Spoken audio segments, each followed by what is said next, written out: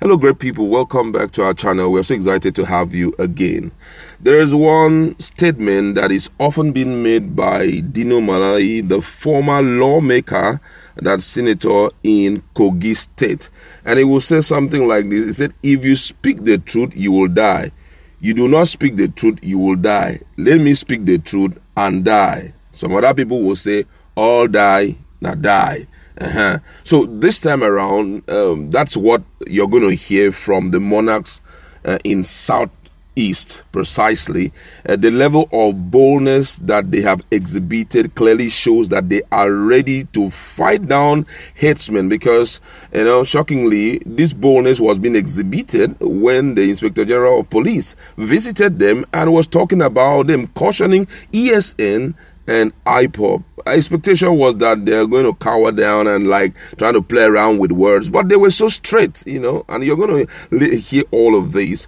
After the news, we're going to go into discussion and look at what Nigerians have to say about it.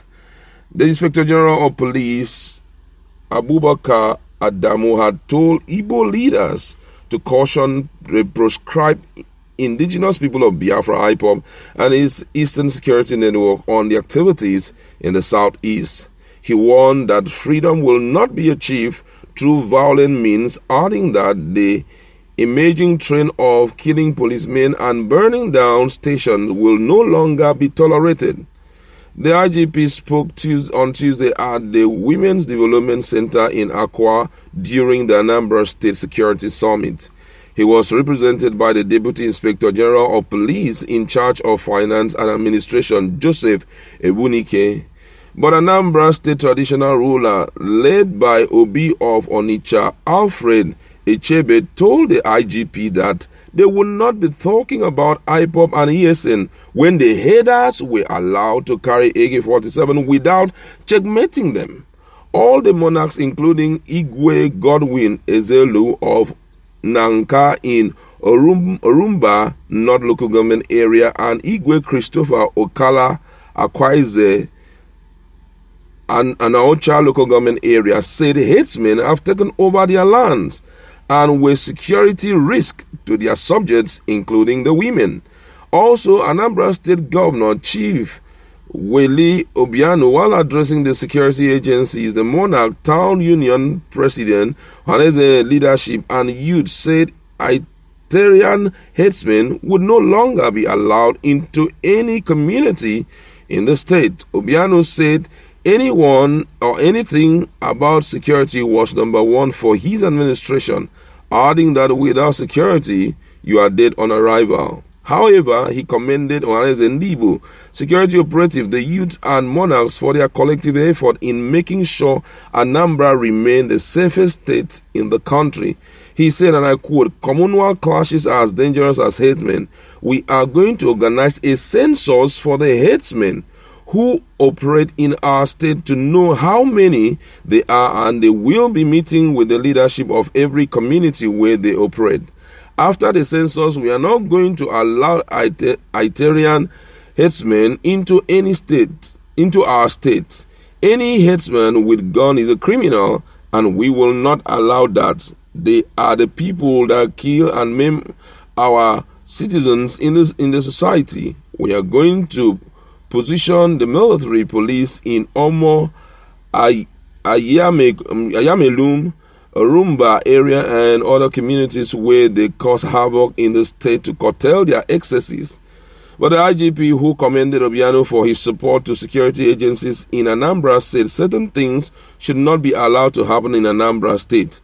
He added that other states should emulate Anambra State on the issue of security, adding that the emerging trend now was killing and burning police stations in the state, warning that the police would not fold their hands and allow such anarchy.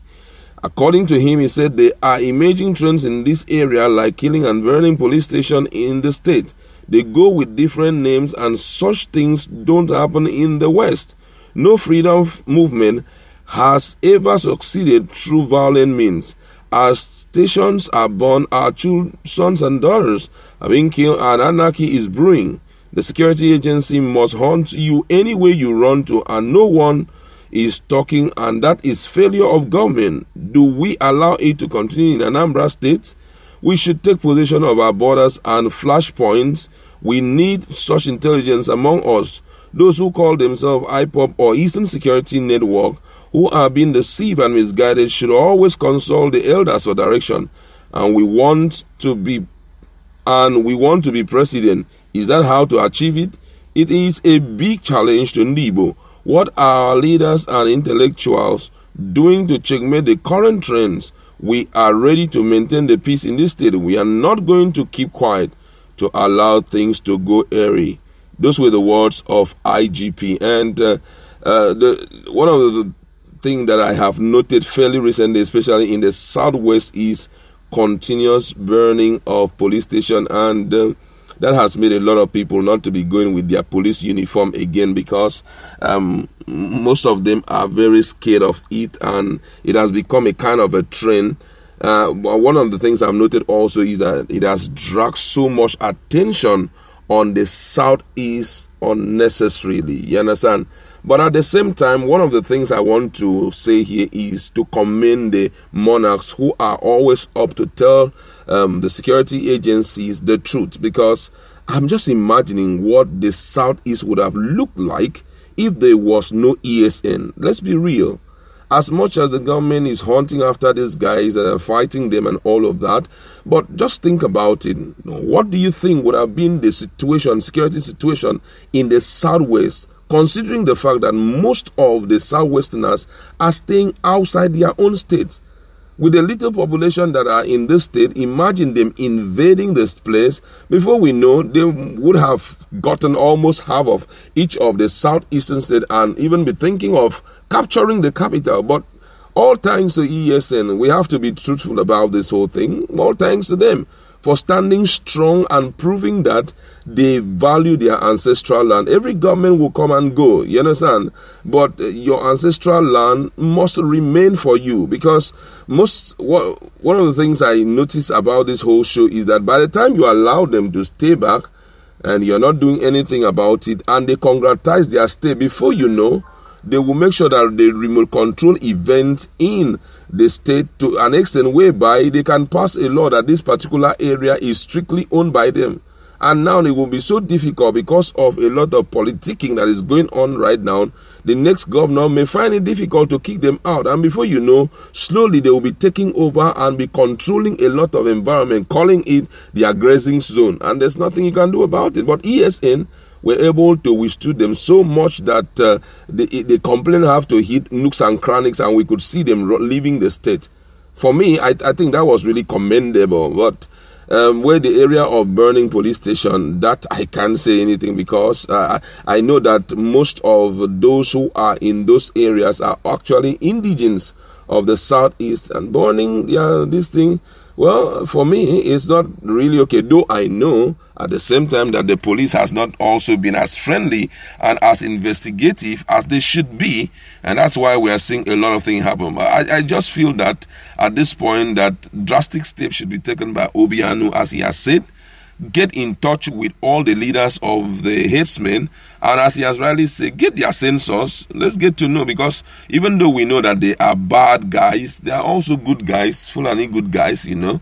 But then get to know details about them, so that if anything happen, then you can take steps against them and be able to fish out those who are criminal elements among them. I like to leave it there. Go to